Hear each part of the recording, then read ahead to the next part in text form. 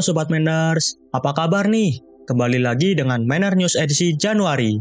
Manner News akan menginformasikan berita terbaru seputar dunia pertambangan yang tentunya menarik, informatif, dan edukatif bagi Sobat Manners. Berikut kami sajikan 3 berita yang sedang hangat pada bulan ini.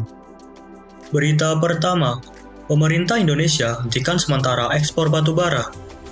Kementerian Energi dan Sumber Daya Mineral (ESDM) menerbitkan aturan baru yang resmi melarang seluruh perusahaan batubara melakukan ekspor mulai 1 Januari 2022. Hal ini dilakukan karena kekhawatiran terhadap rendahnya pasokan untuk pembangkit listrik domestik.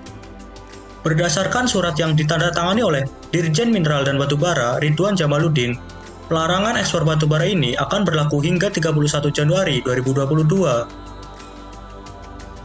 Selain larangan ekspor, seluruh perusahaan pemegang PKP2B, UIP, UIPK, operasi produksi, IUPK sebagai kelanjutan operasi kontrak atau perjanjian dan pemegang izin pengangkutan dan penjualan batubara wajib memasok seluruh produksi batubaranya untuk memenuhi kebutuhan listrik dalam negeri atau untuk penugasan dari pemerintah kepada perusahaan dan kontrak dengan PLN serta produsen listrik independen.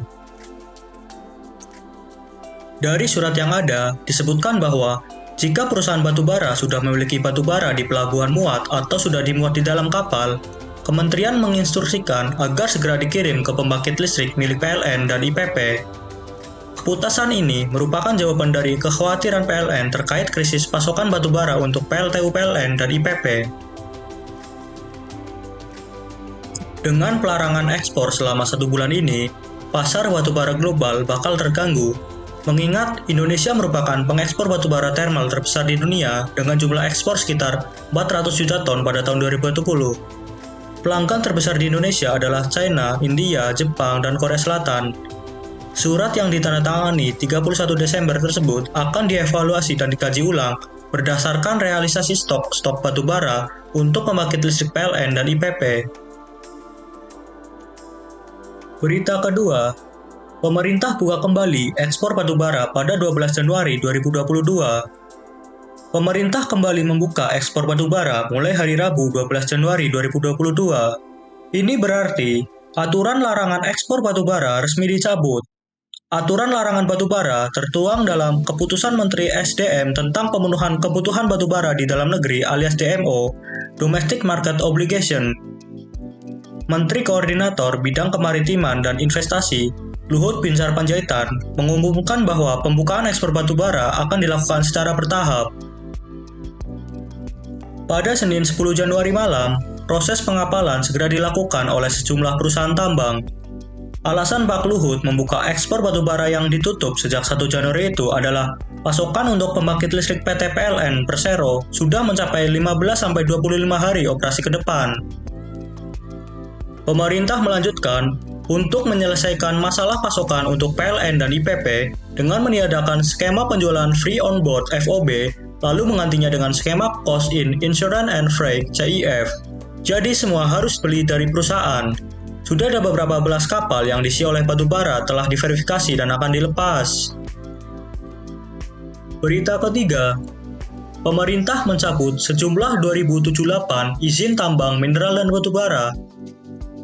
Awal tahun 2022, salah satu agenda utama pemerintah adalah Indonesia melakukan penataan tata kelola sumber daya alam agar pemertaan dan transparansi.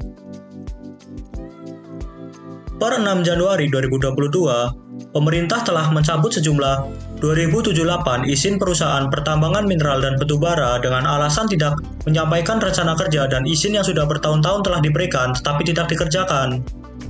Hal ini menyebabkan pemanfaatan sumber daya alam belum bisa meningkatkan kesejahteraan rakyat.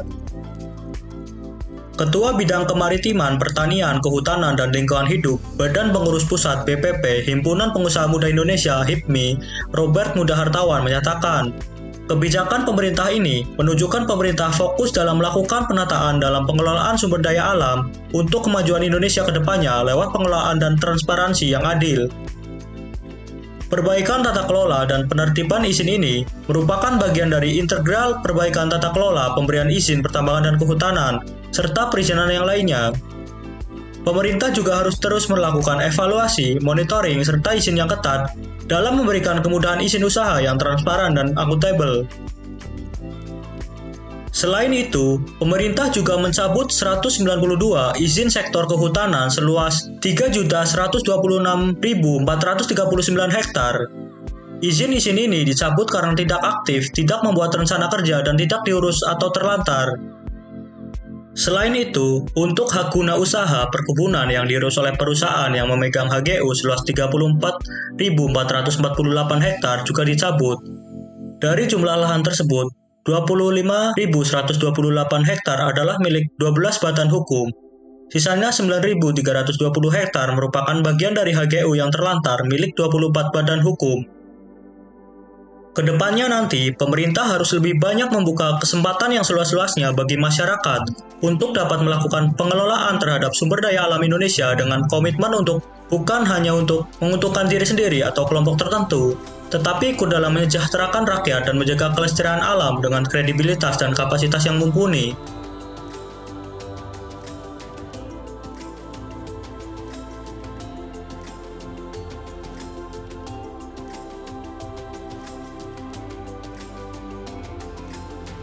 Itulah tadi berita utama yang disajikan pada Miner News edisi kali ini. Tentunya bermanfaat bukan untuk menambah wawasan bagi Sobat Miners? Jadi bagaimana nih tanggapan Sobat Miners dari berita-berita tadi?